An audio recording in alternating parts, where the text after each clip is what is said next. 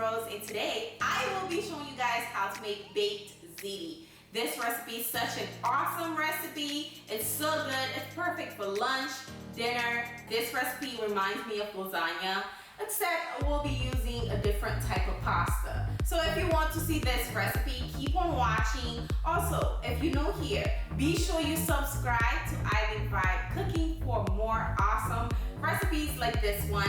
And leave me a comment down below. Let me know, what do you think about this baked ziti? Without further ado, let's get started.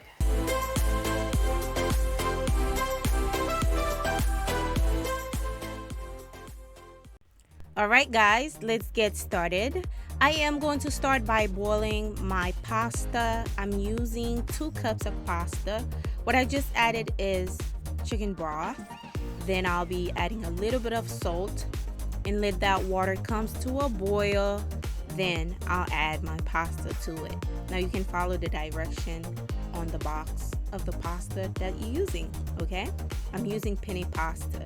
Now we want to let that cook until it's halfway cooked through, okay? Because we're going to bake this for a long time. It's going to cook under the oven as well. Now once you're done, you want to move on to the next step. In this cast iron, I am going to add about 2 tablespoons of unsalted butter. Then I'll add about 1/3 cup of chopped onion, yellow onion. I am going to cook the onion until they're nice and translucent. Once that is nice and translucent, we're going to add our garlic. I'm using about 1 teaspoon of minced garlic. We're going to let that cook for about 1 minute. Then we'll add our ground beef. I'm using a little bit under 1 pound of ground beef. It's pretty small, I know. We're going to cook the ground beef until it's no longer pink, okay? Then we're going to season it. So you have to wait until all the blood disappear. Then we'll add our seasoning in there. Now the seasoning I'm using is I can't think of it. It will be in the description box for sure, guys. Be sure to check it out. Also, I'm using a little bit of sugar, rosemary, Italian seasoning. What else I use? Onion powder. I can't think of it on the top of my head, but it will be in the description box, okay? And also this right here is salt and pepper flakes, okay? So check that out.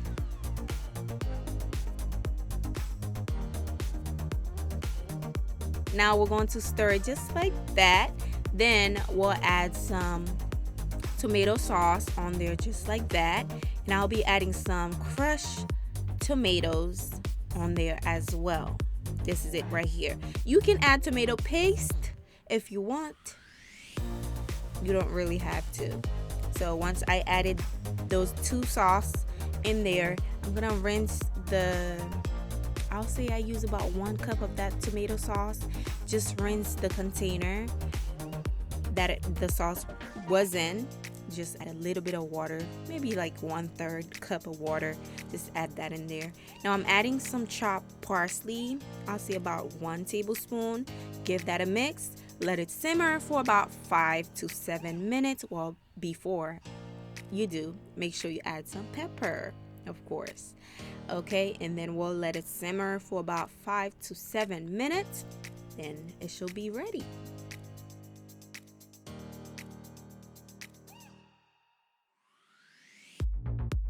Be sure to taste the sauce before you move on or do anything else. You need to taste it before you start baking it. Now in this baking dish here, I'm adding about 2 scoops of the sauce just because I don't want my pasta to stick on the dish. So I'm adding a little bit of the meat sauce. Then I'll add my pasta. If you want, you can mix everything together. The cheese, the pasta, the meat sauce together. I didn't want to do it that way. I like to do it this way. So that's why I'm doing it that way. Okay. So I'm adding the pasta. Then I'm adding a little bit of sauce, the meat sauce. Just like that. And trust me, this sauce, guys, is so good. So yummy, so good, so delicious. Oh my gosh. Now I'm adding a little bit of cheese. I'm using mozzarella cheese. You can't go wrong with that. It's super cheesy, extra cheesy. Then I'm using some Parmesan cheese as well. And then I'll go back and add some more meat sauce.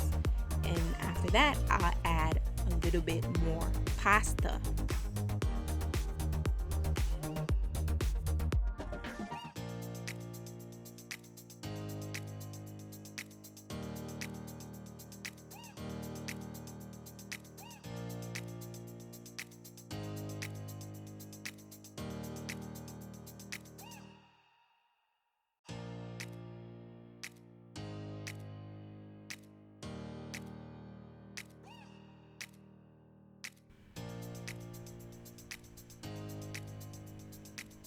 Now, once you're done adding your pasta, add the rest of the sauce on top, just like that.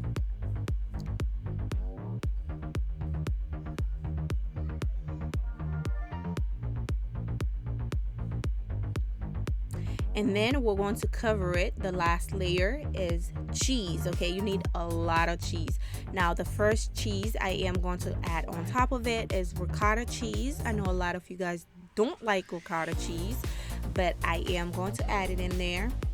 It's included in the recipe, or you can skip the ricotta cheese and just use mozzarella if that's your preference. But I'm adding some ricotta cheese on top. Then I'll be adding the rest of my mozzarella.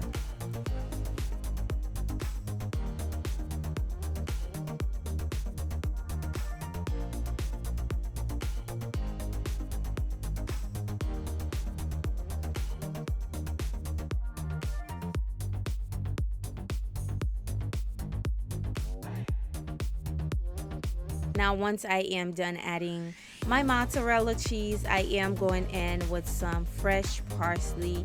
Also, I added some dry parsley as well, just because dry parsley will not burn. It just makes the dish look really nice and look really presentable, in my opinion. So I'm adding some dry parsley as well. And then we will bake this on 350. Now keep in mind to preheat your oven before you start before you put it in the oven.